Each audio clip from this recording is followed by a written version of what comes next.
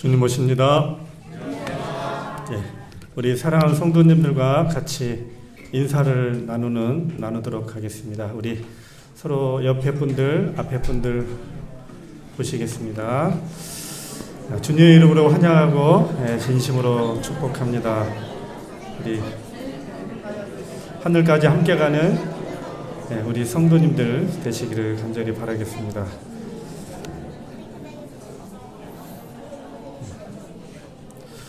또 어버이날을 맞이해서 우리 교회를 찾아주신 우리 성도님들 또 진심으로 환영합니다. 우리 부모님들 건강하시고 또 오래오래 사셔야 되고 우리 부모님들이 잘 지내주시고 믿음대로 사시고 영육간에 강건해 주셔야 우리 자녀들이 용기가 되고 또 든든하게 살아갈 수 있습니다.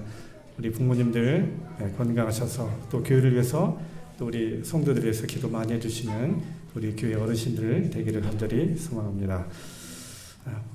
이런 교회가 되게 하소서. 6번째 시간으로 말씀을 드립니다.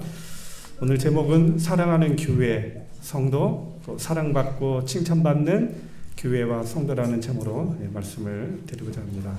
우리 다 같이 한번 읽어볼까요? 시작! 예수께서 이르시되 내 마음을 다하고 목숨을 다하고 뜻을 다하여 주 너희 하나님을 사랑하라 하셨으니 이것이 크고 첫째 되는 계명이요 둘째도 그와 같으니 내 이웃을 내 자신과 같이 사랑하라 하셨으니. 아멘.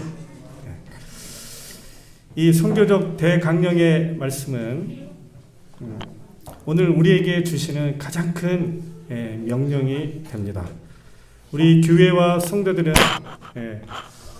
하나님을 향한 그 사랑의 마음들이 또 누구에게도 우리 이웃에게도 우리 성도들에게도 이 마음을 가져야 됩니다.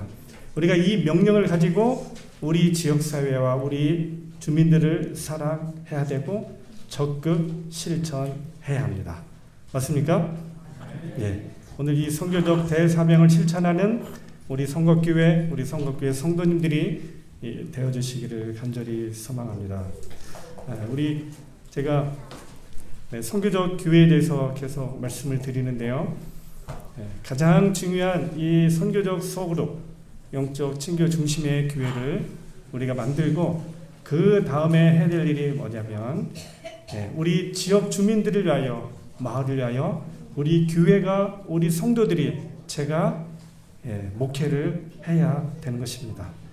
그래서 우리가 이 교회 밖에 있는 영혼들에게 하나님의 사랑과 복음을 전하는 우리 교회가 되고 성도들이 되어서 복음 전파의 사명을 다하는 우리 교회가 되기를 간절히 소망을 합니다. 제가 좀 지루하게 계속 말씀을 드렸는데요. 우리가 소그룹 중심 체제의 교회를 통해서 가족과 같은 교회를 만들어야 합니다. 아주 친밀한 가족이 될 때 우리는 참 이 교회 공동체로서 정말 이상적인 아름다운 모습을 가지게 되고요.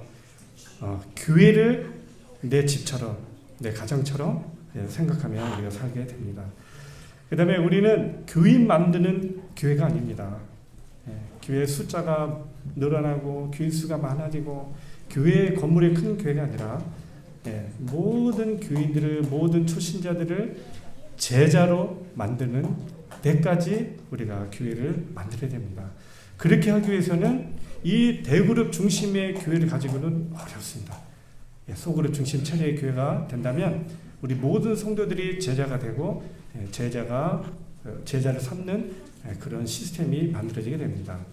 그래서 이 소그룹 중심 체제의 교회는 여러 가지 이유가 있는데요. 삶을 나누고 말씀을 나누고 사역을 나누는 일들을 통하여 우리가 우리 성도들과 함께 우리 지역 주민들에게 복음을 전하고 그들에게 하나님의 그 사랑을 따뜻하게 전할 수 있는 기회가 됩니다. 영적으로 성장하고 또 제자 훈련이 되고 가족과 같은 놀라운 그런 공동체를 형성하게 됩니다. 그래서 우리가 이런 시스템과 시간을 가져야 되는데요.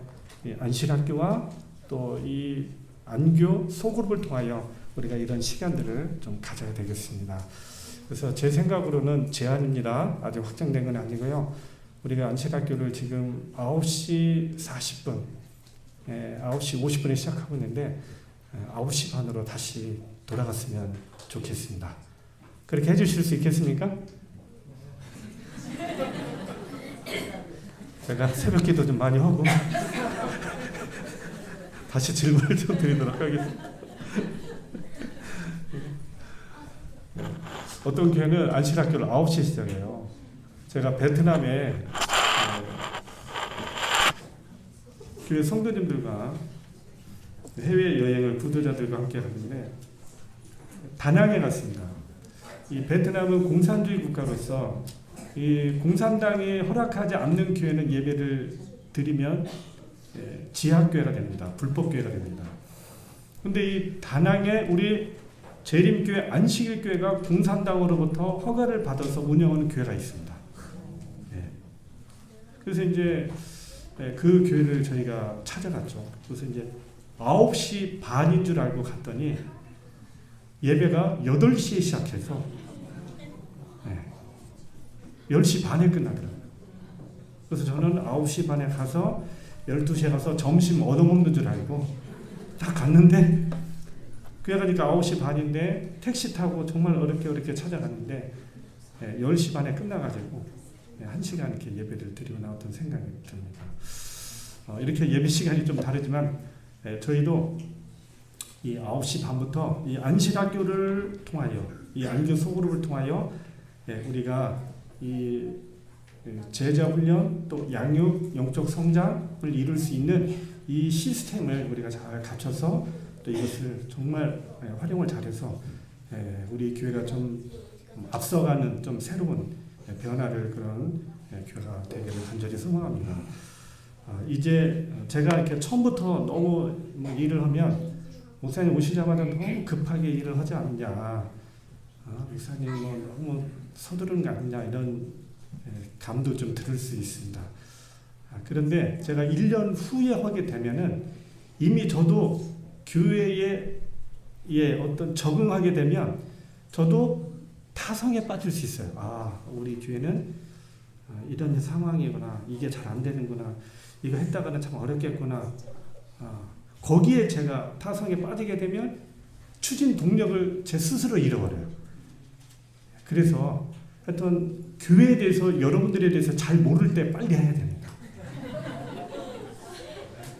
잘 모르면 무식하고 용감하거든요. 근데 알면 우리 교회가 이래서 안 되고 이게 현실이고 이런 상황이고 이런 성향이니까 하지 말아야지. 안 되는 게 너무 많아질까 봐. 그래서 제가 너무 목회를 편하게 할까 봐. 제가 삭분이 될까 봐. 성도교회 너무 좋은 거예요. 성도님들도 품성도 좋으시고 뭐 크게 문제만 없으면 그냥 뭐 관계만 좋으면 너무 좋을, 그렇게 제가 가게 되면 제가 그렇게 5년 4년 있으면 성도교회 무슨 도움이 있겠습니까? 제가 어떻게 하나님 앞에 올바로 목회했다고 말할 수 있겠습니까? 제가 이를 위해서 지금 새벽마다 기도하고 있습니다. 양심적으로 도덕적으로 정말 하나님 앞에 올바르게 목회를 하고 싶고 이 성곡교회를 이 지역사회에서 정말 유명한 교회, 사랑받는 교회를 되기 위해서 어떻게 하면 우리 교회가 우리 성도들이 준비될 수 있을까, 이런 마음으로 이거를 준비하고 있는 것입니다. 여러분 도와주실 수 있겠습니까? 절대 제가 이거로 제 공을 내세우거나 제가 제 뭔가를 내세우려는 것 전혀 없습니다. 제가 이제 목회 9년밖에 안 남았어요. 자랑할 것도 없고 내세우고 싶은 마음도 전혀 없습니다. 오직 하나님께서만 영광을 받으시고 오직 이 교회가 세천사의 기별을 전하고 복음을 전하는 일에 있어서 아주 준비된 교회가 되기만을 간절히 소망하는 것입니다. 여러분 이를 위해서 기도해 주시고 협력해 주시고 또 제가 많이 부족하고 연약합니다. 또 좋은 조언과 또 어드바이스를 통해서 저에게 말씀해 주시면 제가 열심히 또 따르도록 하겠습니다. 제가 평화주의자입니다. 절대 싸우거나 말이 거칠거나 뒷담화하거나 그렇게 하지 않습니다. 제가 열심히 여러분과 함께 이 일을 추진하는 데 노력하도록 하겠습니다. 오늘은 선교적 가마력 사업에 대해서 말씀을 드리고자 합니다. 선교적 가마력 사업은 뭔가 같이 한번 읽어보겠습니다. 시작. 섬김과 봉사를 통해 복음의 사랑과 감동을 전하는 사역이 바로 선교적 가마력 사업입니다. 앞으로 한국 교회나 재림교회는 성장 키워드가 두 개입니다. 이 두 개만 잘하면 교회는 성장 않을 수가 없는 겁니다. 첫째는 소그룹입니다. 둘째는 바로 가마력 사업입니다. 이것이 우리 교회의 성장 키워드입니다. 그래서 이거를 우리 교회가 준비를 해놔야 됩니다. 우리 성곽교회만의 성장의 문화, 전도 문화, 영혼들을 접촉하고 영혼들을 주님께로 인도할 수 있는 그런 시스템을 갖는 것이 중요한 겁니다. 맞습니까? 중요합니다. 여러분 참 요즘 복음을 전하기가 어려운 시대가 됐습니다. 한 명의 영혼을 주께로 인도하는 일이 여러분 쉬워요, 어려워요? 예? 내가 다단계도 아니고 뭐 사기치는 것도 아닌데 왜 이렇게 이 복음에 대하여 교회에 대해서 사람들이 편견을 갖는지 모르겠습니다. 정말 어렵습니다. 교회에 대한 관심과 복음에 대한 필요성을 전혀 못 느끼는 시대가 되었습니다. 그래서 우리가 어떻게 하면 이 복음의 본질을 유지하면서 효과적으로 전도를 하기 위한 방법들을 우리 교회가 찾아야 됩니다. 왜 이렇게 전도가 어려운가? 첫째는요, 교회에 대한 신뢰도가 매우 떨어졌습니다. 여러분, 교회에 대한 신뢰도가 몇 프로입니까? 예? 21%밖에 안 돼요. 여러분, 21%밖에 안 되는 신뢰도 가지고 교회에 대해서, 복음에 대해서 홍보가 가능합니까? 제가 사기꾼 기질이 한 80%가 돼요. 그러면 제가 여러분에게 교회 가자 뭐라고 소개하면 듣겠어요, 안 듣겠어요? 네? 들으실 것 같아요. 여러분 표정 보니까. 여러분 21%의 이 신뢰도 갖고 복음 전하는 게 쉽지 않아요. 그 다음에 종교에 대한 호감도, 불교가 34%, 천주교가 31%입니다. 여러분 개신교가 몇 프로예요? 14%예요. 여러분 우리 재림교회는 몇 프로가 되겠습니까? 왜 이렇게 호감도가 떨어지는가 봤더니 교회의 부패, 사회적 책임 결여, 지나친 전도, 그 다음에 요즘 극우화된 정치 노선, 사이비 교주. 여러분 어디 가서 너무 정치 얘기하지 마십시오. 정치 얘기하지 마십시오. 목사가 정치 성향을 드러내면 어떤 일이 벌어질까요? 어떤 일이 벌어질까요? 장경동 목사가요, 대전 중문 침례교회 목사님이잖아요. 전국적으로 인지도가 굉장히 높은 사람입니다. 이분이 단상에서 아주 정치적인 설교를 한 겁니다. 그랬더니 그 다음 주에 교인 40%가 특별히 젊은 사람들이 교회를 안 나버렸습니다. 그래서 그 교회 회, 재직회 회가 있잖아요. 거기서 목사님 호출당해가지고 다시는 정치 설교하지 말라 경고 먹었어요. 그러니까 이런 일이 일어나면 큰일 납니다. 자꾸 한국 교회가 이 정광훈 목사를 비롯해서 이런 극우적인 성향을 비치게 되면 그 반대 성향에 있는 사람이나 특별히 젊은 사람들에게 있어서 교회의 이미지가 매우 부정적으로 변합니다. 그래서 특별히 교회는 정치에 대해서는 정말로 중립 노선을 가져야 됩니다. 아멘. 여러분 식사하시고 얘기하면 안 됩니다. 이재명 이야기, 뭐 윤석열, 한덕수 뭐 이런 얘기 하시면 안 돼요. 하지 마세요. 하려면 제 얘기 하세요.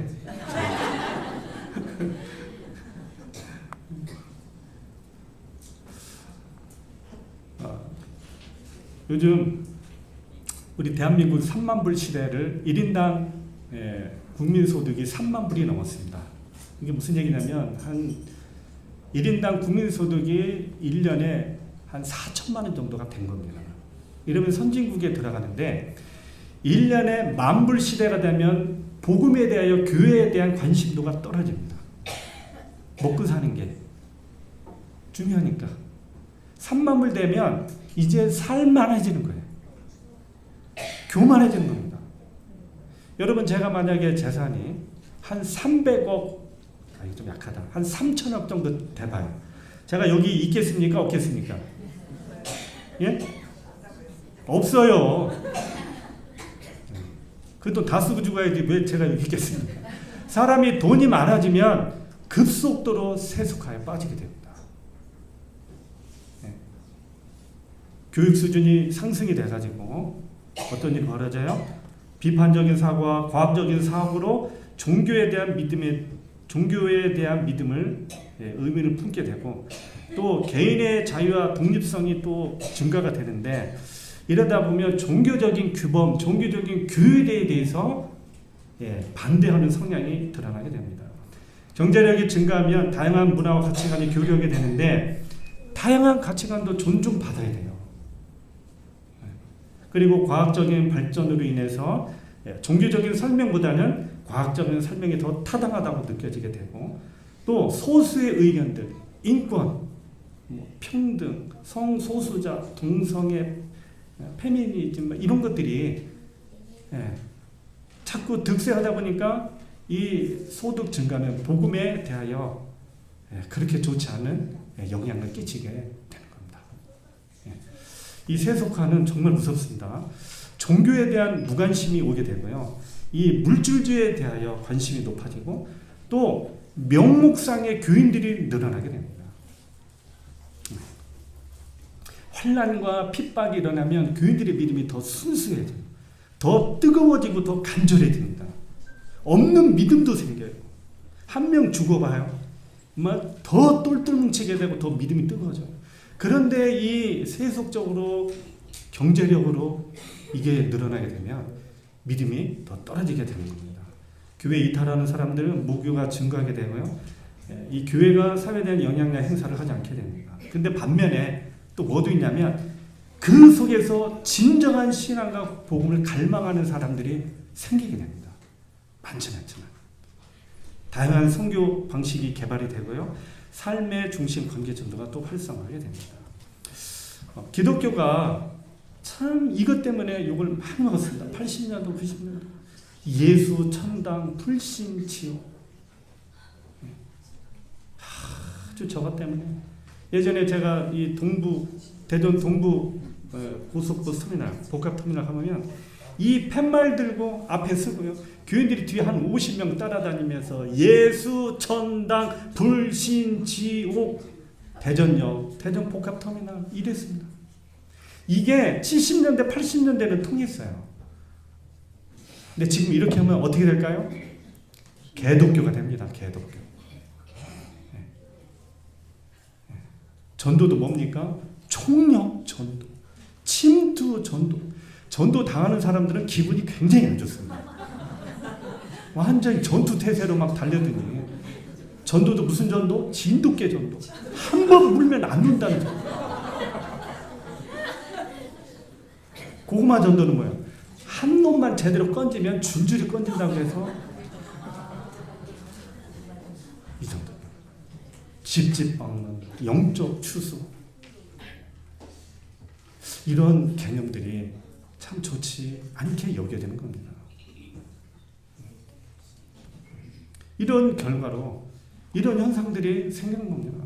자꾸 신뢰도 호감도가 떨어지고 지나친 전도에 대해서 고개를 썰레썰레 흔들고 구구화된 정치 노선을 걷는 기독교가 싫어지게 되고 그렇게 되니 우리 재림교회도 역시 교회에 대한 복음에 대한 관심도가 떨어지니 당연히 우리 교회도 영향을 받게 되는 것이죠. 참 우리 교회가 황폐화된 그런 이 선교 토양을 가지게 된 겁니다.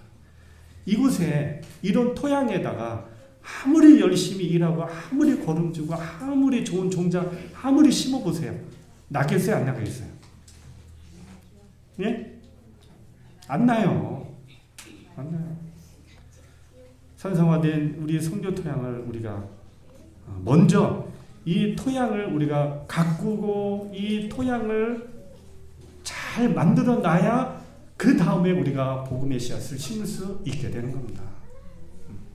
여러분, 이 기독교회가 복음이 참 부정적인 교회로 부정적인 복음이 되었는데 어떻게 해야 되는가? 선교 토양을 바꿔야죠. 그래서 지금은 교회의 공공성 활동은 이제 필수가 되었습니다. 예배 중심의 교회 갖고는 그냥 가족과 같은 좋은 분위기 갖고는 그냥 현상 유지밖에 되지 않아요. 되지 않습니다.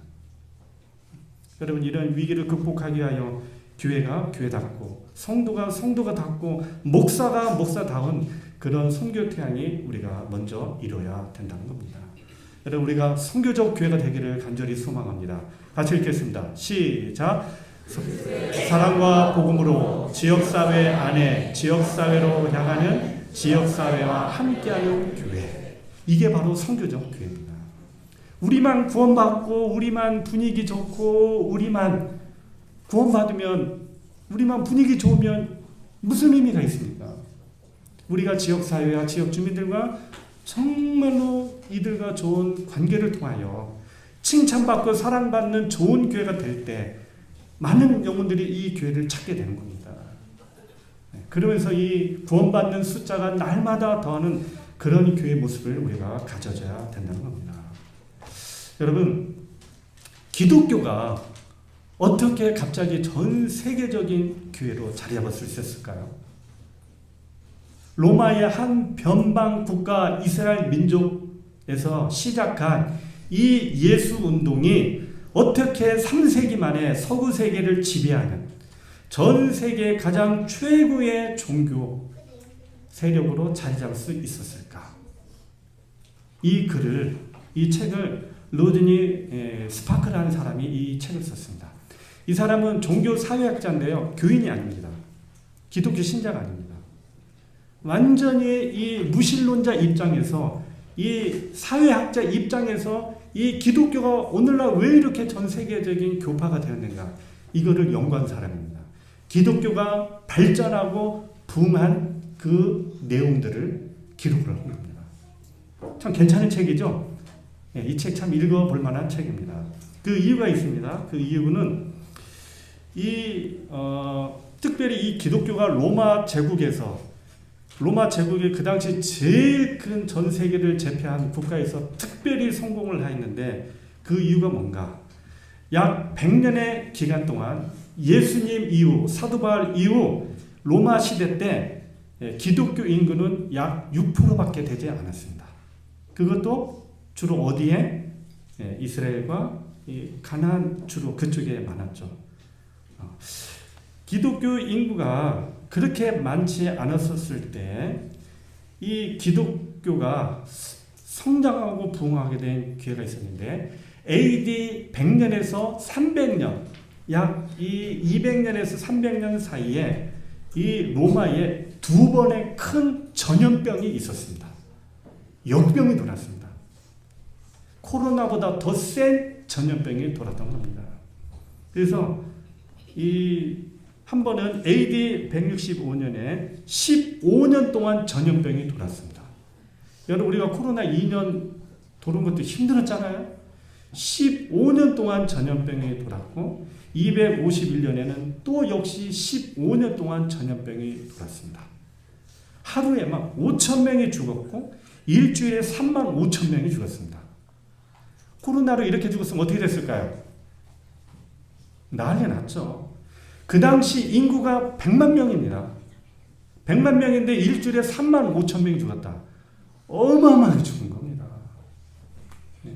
로마 인구 약 35%가 사라지게 됐습니다. 엄청난 재앙이었죠. 여러분, 이때 기독교가 성장했습니다. 왜 그랬을까요? 왜 그랬을까요? 이때 사람들이요, 다 도시를 떠났습니다. 삶의 현장, 집 다 버리고 다 떠났어요. 다 떠났고 그 도시 안에는 누가 남았습니까? 예?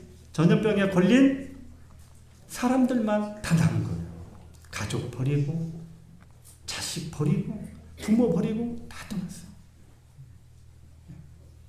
여러분, 그곳에 누가 남았습니까? 교인들이 남았어요. 교인들이 남았어요. 사랑하는 자녀를, 사랑하는 이웃들을 놓고 떠나갈 수 없었던 겁니다. 죽으면 죽으리라 생각하고 이 가족들을, 또 그뿐만 아니라 옆에 사는 하나님을 믿지 않는 세상 사람들을 먹이고 돌보고 그들을 치료한 겁니다. 죽으면 죽으리라.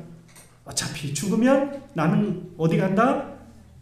천국의 소망이 있고 부활의 소망이 있기 때문에 이 교인들은 죽음을 무서워하지 않고 뭐 했어요? 가족들을, 지인들을, 하나님을 믿지 않는 사람들을 돌보기 시작했던 겁니다. 기도해주고 치료해주고 먹을 걸 대접하고 옷을 빨아주면서 일을 한 겁니다. 기독교인도 역시 그렇게 치료해주면서 감염이 돼서 많이 죽었어요. 그런데 놀라운 건 이들이 정성껏 간호받고 또 치료를 받으면서 회복이 되는 겁니다. 근데 이상하게 다른 사람들은, 하나님을 믿지 않는 사람들은 열에 9, 8명은 죽는데 이상하게 기독교인들은 10명 중에 죽어봤자 2명이나 3명 죽고 안 죽는 거예요. 이상하게 기독교인들은 생존율이 높는 거예요. 네. 교인들은 뭐 했습니까? 이들이 이렇게 복음을 그렇게 기도로 치유로 하면서 계신 이 기독교인을 통하여 이 어마어마한 이 로마 사람들이 감동을 받은 겁니다. 감동을 받은 겁니다. 그래서 이 사람들이 이제 전염병이 거의 끝나가고 이제 다시 이렇게 돌아오면서 이 예수님 믿는 사람들의 이 사랑과 이 복음의 진가를 깨닫게 된 겁니다. 그래서 많은 사람들이 어떻게 했어요? 기독교로 개종할 수밖에 없는 거예요. 하나님 믿고 예수님 믿을 수밖에 없는 거예요. 교인 되면 죽지 않는다. 교인들이 되면 생존율이 높다. 또 교인들을 통하여 엄청난 이 사랑과 치료와 돌봄 받은 사람들이 어마어마하게 기독교로 개종한 겁니다.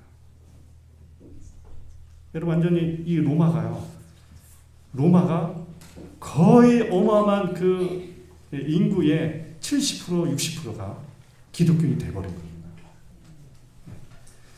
이 로마라는 나라가 기독교를 국교로 삼지 않으면 안 될 정도로 어마어마한 사람들이 늘어나게 된 겁니다. 이게 전 세계의 기독교가 퍼지게 된 겁니다.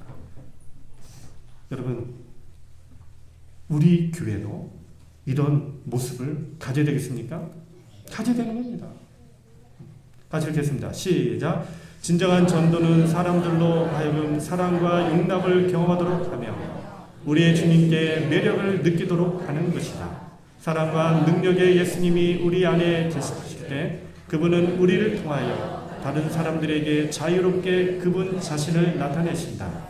그것이 인간의 심령을 붙잡고 변화시키고 사로잡는 능력이다. 아멘. 자, 교인들의 모습을 보고 뭐를 느꼈어요? 예수님을 믿고 싶은 마음, 교회를 나가고 싶은 마음, 하나님을 믿으면 너무 좋을 것 같은 그런 마음들로 인해서 많은 사람들이 교회로 쓰나미처럼 물밀듯 찾아왔다는 겁니다. 여러분, 우리 교회도 참 그렇게 되면 좋겠다는 생각이 듭니다. 예. 그래서 우리 교회가 선한 사마리아 교회가 돼야 합니다. 예. 우리 불쌍한 영혼들, 아픈 영혼들, 참 외롭고 슬픈 영혼들, 예. 또 세상을 어떻게 살아야 될지 모르는 젊은 세대들에게 하나님의 사랑과 복음을, 또 그들의 삶의 방향을 잘 보여줄 수 있는 그런 선한 사마리아 교회가 될 때 이 교회는 칭찬받고 사랑받고 또 인정받는 교회가 되어 많은 영혼들로 가득 차는 그런 교회가 될 것입니다. 여러분, 큰 교회, 교인이 많은 교회 되기보다는 지역 사회에서 좋은 교회 되기를 더 힘써야 됩니다. 교회로 오게 하기 위하여 무엇을 할까가 아니라 이 지역 사회에서 하나님은 우리 교회가 우리 성도들이 무엇을 기대하고 계시는가, 이걸 우리가 생각을 해야 합니다. 맞습니까? 우리 성북교회가 이것 때문에 성장한 교회 아닙니까? 예. 이것 때문에 성장한 것을 제가 잘 압니다. 소돔과 고모라 교회는 어떤 교회입니까? 교만한 교회입니다. 자신들의 부와 쾌락과 삶에만 관심이 있지 다른 사람들의 고통과 어려움과 가난과 궁핍에 대하여 관심이 없습니다. 정의와 사랑이 없는 거만한 사람들이 바로 소돔과 고모라 사람들입니다. 여러분, 우리 교회도 역시 이럴 수 있다는 겁니다. 나중에는 어떻게 됩니까? 결말이 안 좋겠죠. 여러분, 우리 성곡교회가 이런 사랑하는 교회가 되어 칭찬받고 존경받고 대우받고 인정받는 교회로서 서게 되기를 간절히 소망합니다. 예. 나는 오늘 당신의 교회 성곡교회를 통하여 더 나은 아버지가 되었고 엄마가 되었고 내 자녀가 더 나은 자녀가 되었어요. 예. 이런 칭찬 받으면 좋겠죠? 네. 그렇게 됩니다. 천박하고 비열한 것을 버리고 높은 표준에 올라 사람들의 존경을 받고 하나님께 사랑을 받는 자가 되는 것은 그대들의 특권이다. 이런 특권을 갖는 우리 성곡교회 성도들이 되어주시기를 간절히 바랍니다. 하나님은 당신의 백성이 있는 자리가 하늘의 전초 기지가 되기를 바라는 것입니다.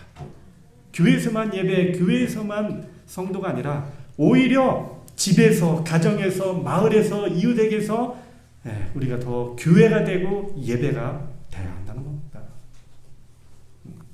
여러분, 우리는 복음과 예배를 통하여 제자된 성도를 통하여 지역 사회에 대한 봉사와 활동들을 통하여 이 많은 영혼들을 하나님과 연결시키는 일에 우리가 쓰임 받아야 되는 겁니다.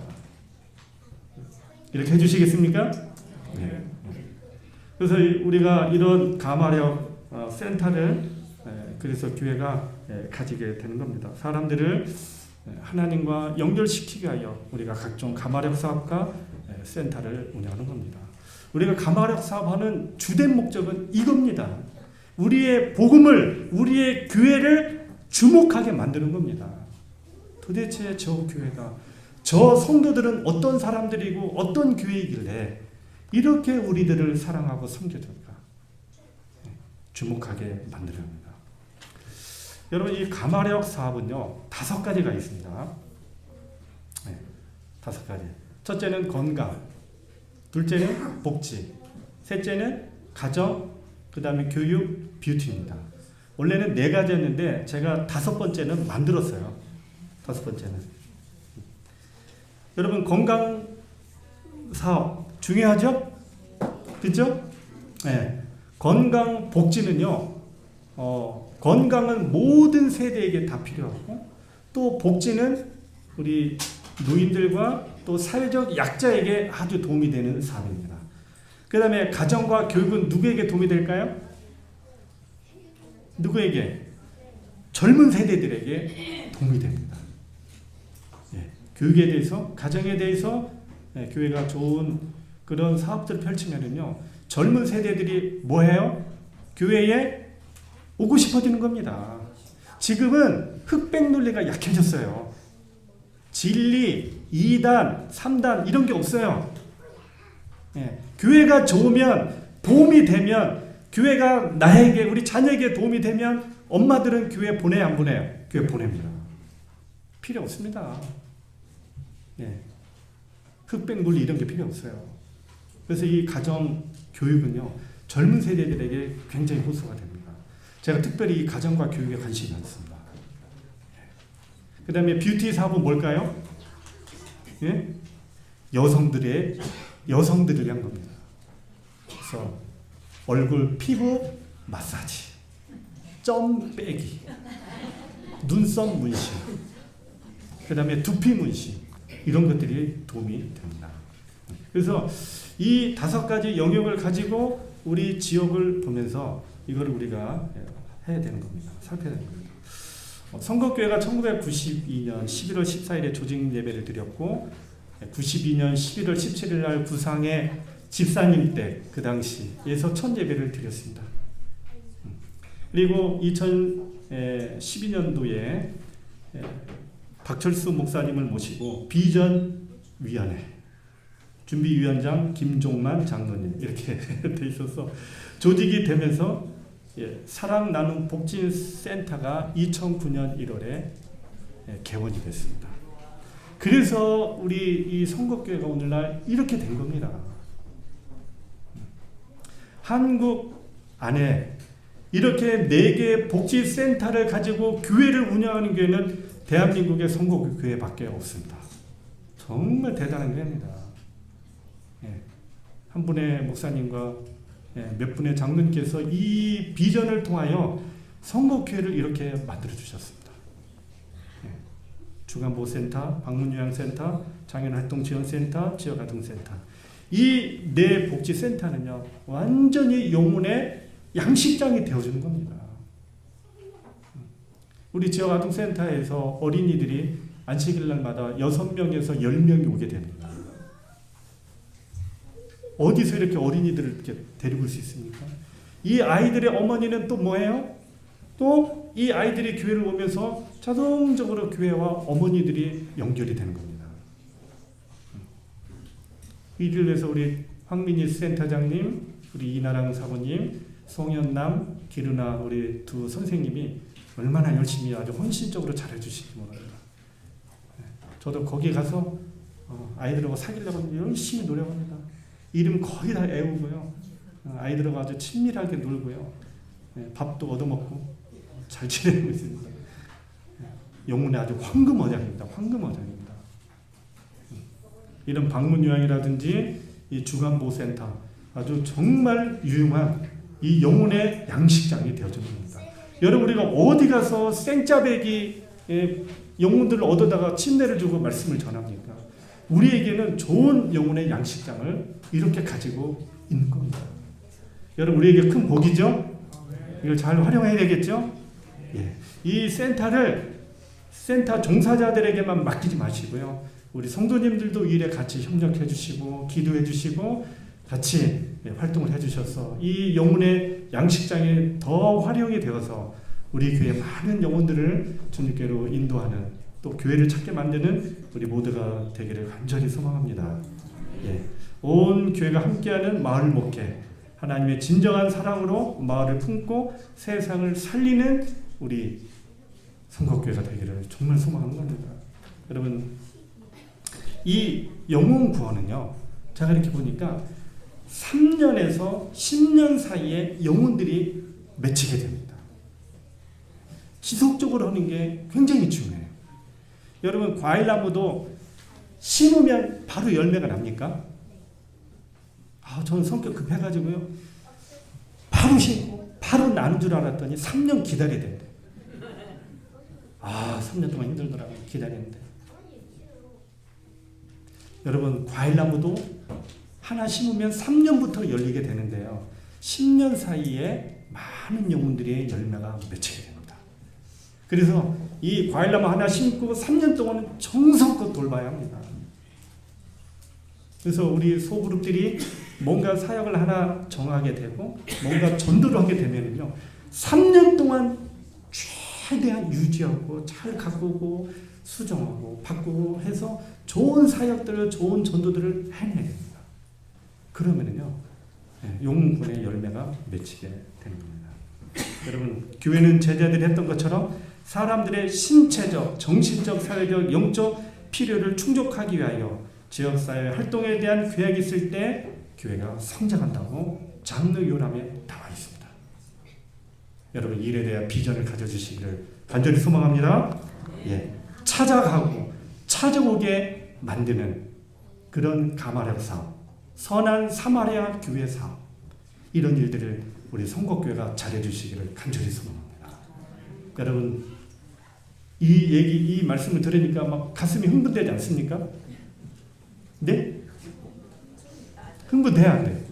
저는 이 말씀을 들으면 저는 막 스스로 흥분이 되는 거예요. 나는 하나님을 위하여, 교회를 위하여, 이 지역사회를 위하여 무슨 일을 해볼 수 있을까? 기대가 되는 겁니다. 어떻게 우리 영혼들을, 우리 이 지역 주민들에게 우리 좋은 모습들을 가지고 다가갈까? 막 기대가 되는 거예요. 안 그렇습니까? 저만 그런가? 요즘 저거 소통하고 공감이 잘 안 되는 거예요.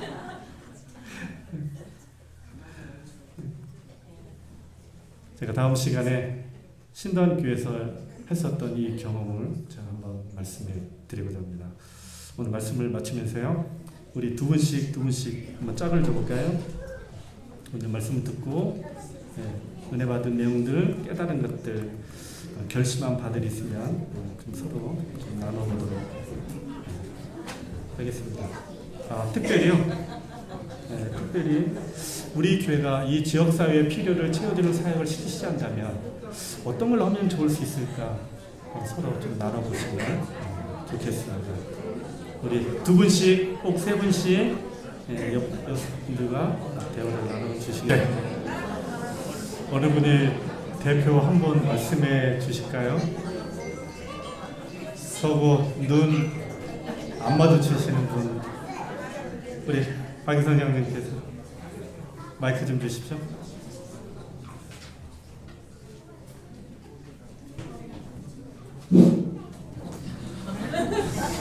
오늘 목사님 말씀 들으면서 순간 든 생각이 있습니다. 그동안 우리 교회 재단원에 많은 교육기관이 있고 또 직장으로 되어 있는 요새 성육설병원, 병원이 있고 학교가 있고 우리 성육식품이 있고 있는데 이제는 좀 바뀌어야 될 것 같다는 생각을 순간했습니다. 성육식품을 예를 들어 입사를 하게 되면 왜 지역 담임 목사 추천서를 받아야 되는지 그래서 이해가 잘 안 갔고요. 그리고 진짜 믿지 않는 젊은이들, 이방인들을 입사를 시켜서 거기서 가마를 끼쳐서 교인이 되게 하는 건 안 되는가 하는 겁니다. 왜 담임 목사 추천을 받아서 입사를 시켜야 됩니까? 그리고 우리 자녀들도 꼭 성육식품, 죄송해요. 또 우리 병원들, 우리 시도사나 이런 기관에 입사할 게 아니라 이방인들이 운영하는 기업체에 들어가서 내가 전적으로 헌신하고 불태워서 그들에게 좋은 그리스도인 영향을 끼치면 안 될까 하는 생각을 순간 하게 됐습니다. 앞으로 우리 자녀들을 한국학교 보내지 마시고요. 사회학교 보내서 거기서 강화를 끼쳐서 그들에게 영향을 끼치면 좋겠다 하는 겁니다. 이제 우리 성육식품도 우리 이사님 계시고도 한데 철저히 믿지 않는 청년들을 입사시켜서 교인 만들어 보시면 좋겠다는 생각을 순간 했습니다. 고맙습니다.